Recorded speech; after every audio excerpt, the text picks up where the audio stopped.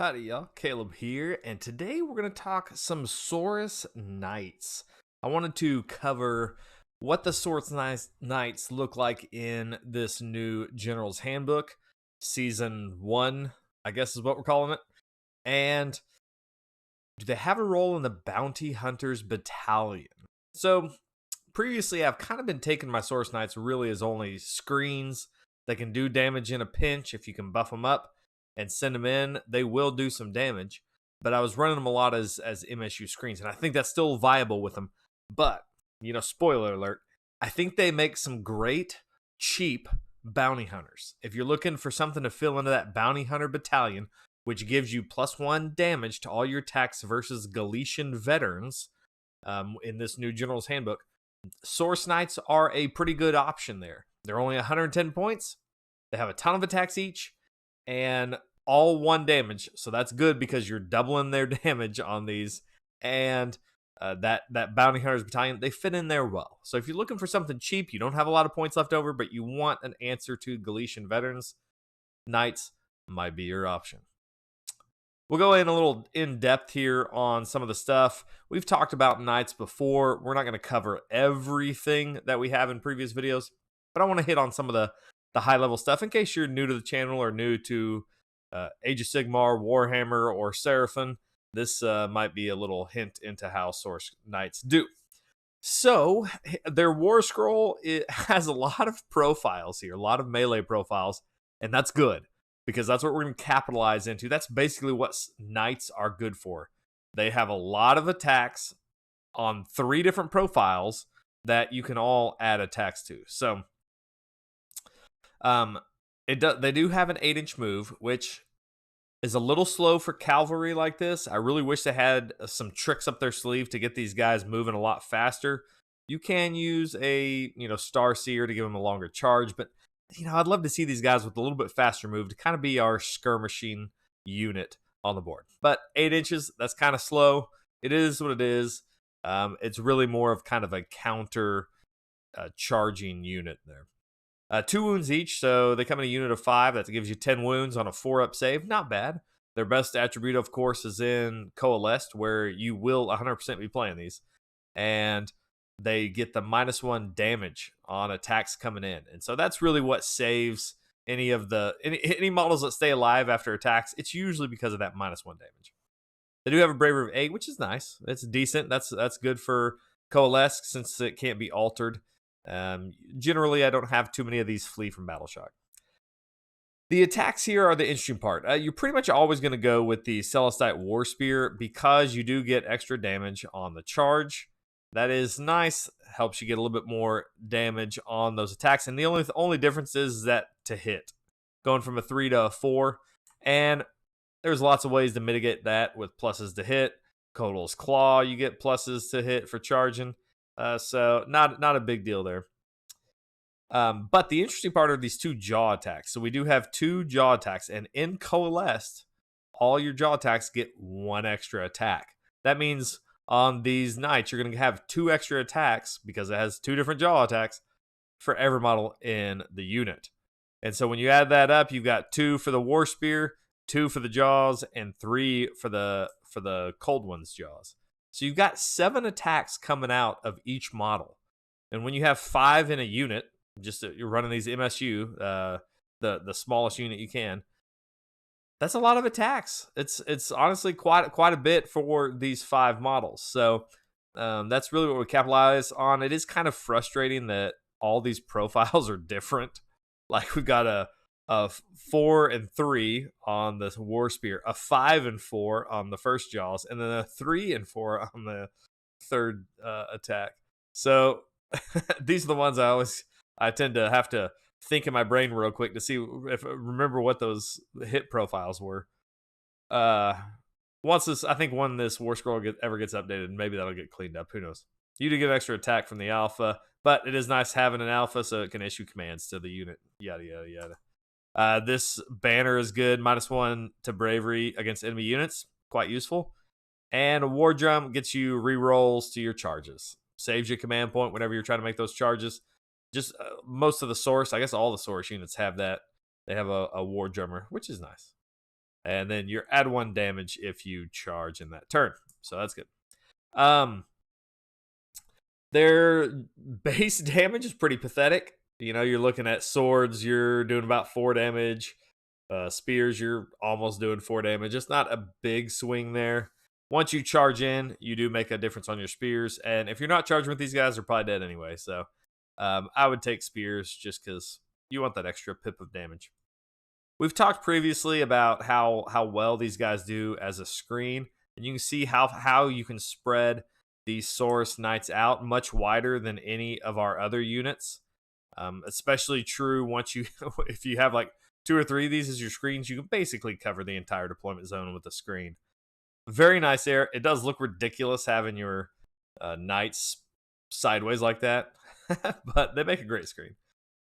I tend not to spend my reinforcement points on knights just because you do kind of get in that weird unit coherency stuff where if you have 10 of them, you've got to have this back row of 3 to keep them all in line. And now all of a sudden, your screen, if you're trying to use them as a screen, is actually shorter than some of your other stuff. So really, you want to reinforce them if you're looking to buff these things up and do a lot of damage. Now, 10, you're not going to get all 70 attacks out of them because you're losing those 3, and you'll have to pull at least the first one from the attacking row if any of them take damage. But you're not really gaining a whole lot. You know, you're gaining an extra 2 that are attacking if you're reinforcing it to 10. So the only time I really would reinforce is if you're reinforcing all the way to 15. That's a little crazy. That is, 330 points, but it's not that bad when you're talking about 30 wounds on a 4-up save at -1 damage. And you're getting a ton of attacks. Now you can put all 10 of the front row into fighting stance, basically, to where you're throwing 70 dice at your opponent. That is pretty nice, especially when you can buff these guys up pretty good. Throw curse on the enemy and just watch them weep. So reinforce them up to 15 might have a play, but I think what we're going to talk about today is that they do well as just in the Bounty Hunters Battalion. I think you're going to see these as an MSU unit.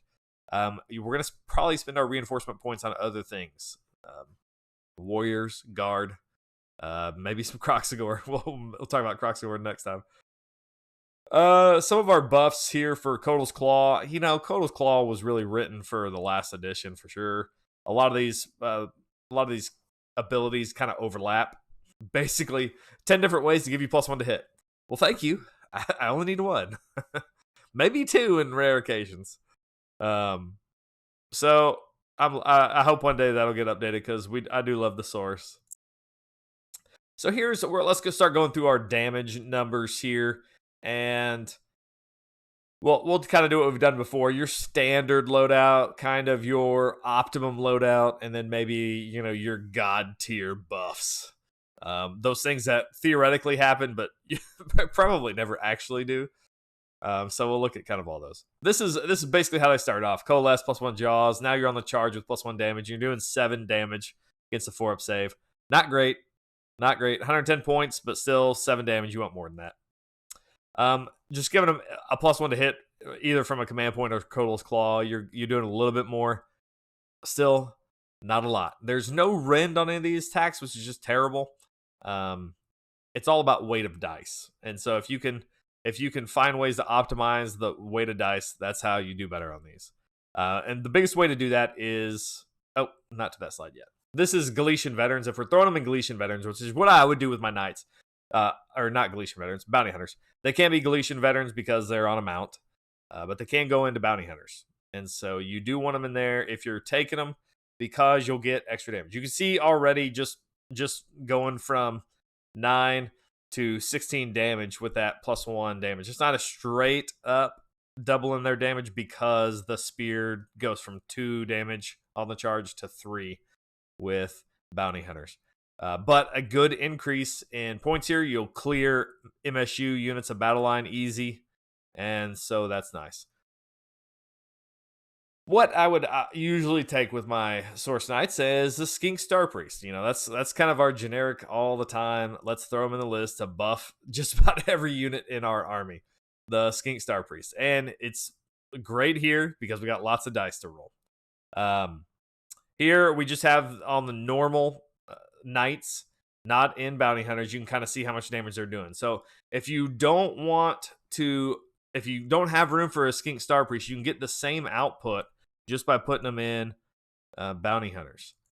So you can see it's about the same amount of damage, about 16 damage, once you get these Star Priests versus the bounty hunters. So Star Priest gives them mortal wounds on 6s to wound and reroll hit rolls of 1 via Hand of Glory. None of those cost any command points, so you're still free to use your +1 to hit command point, or if you're in Koatl's Claw, just charge, which you're doing. So just kind of showing the difference there. But if we do the Skink Starpriest and we put them in bounty hunters, now we're talking. And I think this is probably where most knights, this is kind of the range of damage most knights will fall into. You're generally not going to buff 5 knights to the stars, but here you're spending 1 command point, or in Koatl's Claw you're spending none. So you've got an easy way to buff these guys, and it doesn't really cost you much. And you're getting 23.5 damage versus a 4-up save if you're fighting Galletian Veterans.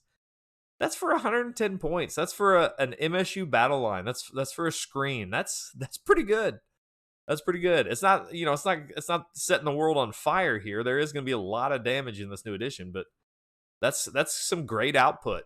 That's better than the Stegadon in Bounty Hunters, using the same buffs. And so a unit of Saurus Knights, 110 points, does more damage in Bounty Hunters than a Stegadon. Woo, okay, well, it is what it is. More dice to roll here, I guess. I don't know. So here we got some god tier buffs. This is just, this is silly. We've got Coalesce to give +1 to all the jaw attacks. Koatl's Claw to give +1 to hit on the charge. We've got +1 damage on the spears. We got the Skink Starpriest giving the mortal wounds on 6s to wound. We got reroll hit rolls of 1 from Hand of Glory. We've got +1 damage from Bounty Hunters. We've got a Scarvet tossing out a command point, since we haven't spent a command point yet, for extra hits on 6s. And I thought about doing, instead of extra hits, doing Curse, just to try to see how high up I could go, because you can only do 1, because only 1 ability can proc on a 6. This one is actually better because you're doing 2 damage each. The math is slightly better for the Scarvet passing out the extra hits. Weird. Purple Sun, we had hit the enemy with a Purple Sun for -1 to save, and then a Skink Starseer for another -1 to save. So basically all these knights attacks are hitting on -2 red now. Thank you very much. And now from 110 points, you're getting 43.5 damage versus a 4-up save. Obviously that's a lot. That's a crazy lot of buffs, but it's all possible. And it's not that hard. You're spending 1 command point. You've got 2 buff heroes. Well, 3. Okay, you got 3 buff heroes. And an endless spell. So not totally crazy. Obviously, that's kind of the pie in the sky, the god tier level buffs. I think what you'll normally see is they're buffed by a Skink Starpriest in Bounty Hunters. They're doing 23.5, 24 damage versus a 4-up save. That's going to wipe most Battalion Galletian Veterans, unless it's a big giant win that's safe stacking and buffed up big.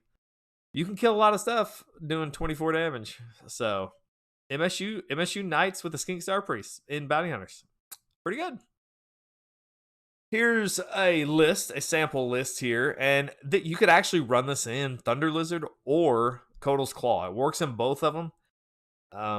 It just kind of depends on if you want to double fire the Battalion or double fire the Engine of the Gods, or if you want all those pluses to hit on the charge. You'd have to change some command points around, but it's not a big deal. Or some command traits and artifacts around, but not a big deal. This one I've lined up in Thunder Lizard because I think it works just fine there.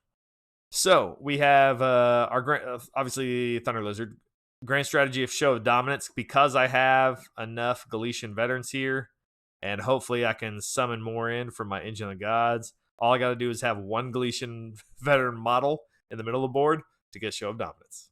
I'll take that. Engine of the Gods is my general with Prime War Beast and Beastmaster. That gives me all those extra attacks or some more mobility for the engine. I've got Fusel of Conflagration to do some mortal wounds, along with the engine's abilities to pulse out mortal wounds. You can usually do some pretty good damage to targets around you. Also, Curse to pass out mortal wounds. Slann, I'm taking the Atixi Grubs, give him a little worm snack, and I love that artifact because it lets you reroll a caster spell, cast Unbind or Dispel once per hero phase, mine and yours. Oops, sorry, I mean to hit the mic. And it also heals him, so it's not a bad one, especially when you've got some guard in there to protect him and make sure he stays alive so he can heal up a little bit. Stellar Tempest is a great spell. That's the one that will do some horde busting. Always take that. I'm always taking Stellar Tempest. I love that spell. Long range, 24 inches, and there's going to be lots of hordes this edition.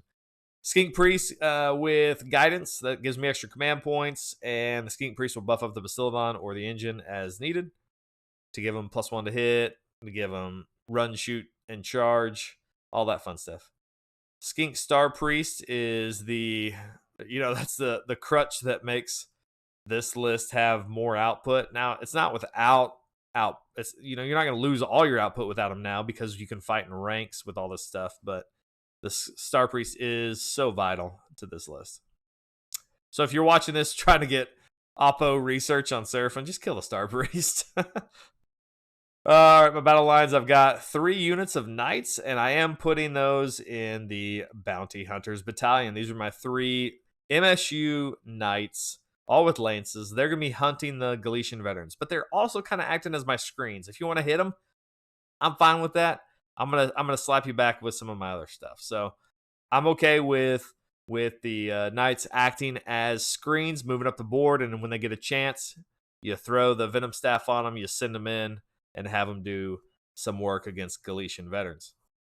I'm spending all my reinforcement points on Guard and Warriors. I am taking a double unit of Guard. This is just so I can rally them. I've had them killed off before because they're protecting the Slann, and I want to be able to rally them enough. You could easily split this up. Since you're not really worried about drops, you could easily split that up if you wanted to, or spend another reinforcement point on some Warriors or something if you only want to take 5 Guard. You could easily swap that up. But take some Guard, though. And, they're not shabby in combat now. The Guard, 10 Guard, they're going to fight in both ranks. You can easily get these 10 Guard into whatever you're attacking, and they'll do decent damage. We've done the video on them in the past, and I mean, it's not the best damage we have, but it's decent damage. It'll kill stuff. I've got 2 units of 20 Saurus Warriors each, all with clubs, and 20 Warriors. We'll also do some work. We've done the numbers on those. You can buff those up. Obviously, we don't have all of the buff pieces here, but all I need is a Starpriest, maybe Curse from Engine of the Gods, and they have Rend already on their clubs. They're gonna have extra bites. They'll also do some work. Now, a smart player will just snipe off, 6 of them, so you don't get the bonus attacks. But you can work around that. Then I've also got a Battalion with Solar Engine. Obviously, got to have that in every Thunder Lizard list, and sometimes in Koatl's Claw list. Battalions are just nice. Reach out across the board and hit things. That gives you 1980. You could easily throw in a Burning Head if you want to, or if you're trying to get the Triumph 1980, we'll have a decent chance for it. And you're at 128 wounds, which is not too shabby for a Thunder Lizard list. It's obviously we only have 2 monsters here, so not the best use of some of the Thunder Lizard stuff, but we are able to utilize the double firing. We got extra wounds on both our monsters, so and they got great command traits and artifacts in Thunder Lizard, so I'm okay sticking to that subfaction since our book still forces us into those. So that's my sample list. Let me know how are you running your Knights. So conclusion, I think 5 Saurus Knights are a great screen unit. I think they're still one of our best MSU battle lines. They cover the board, they can do damage, and they don't have to have a whole lot of buffs to get them up that high. Usually just the Starpriest, and they'll start doing some real work. They're great MSU bounty hunters, and they're cheap. So if you're looking for something for that role, you've got 110 points to spare, 220 for 2 units of them. Toss in 2 Saurus Knights, and you've got a great bounty hunter unit. All right, guys. That's it for Knights. We'll see you next time.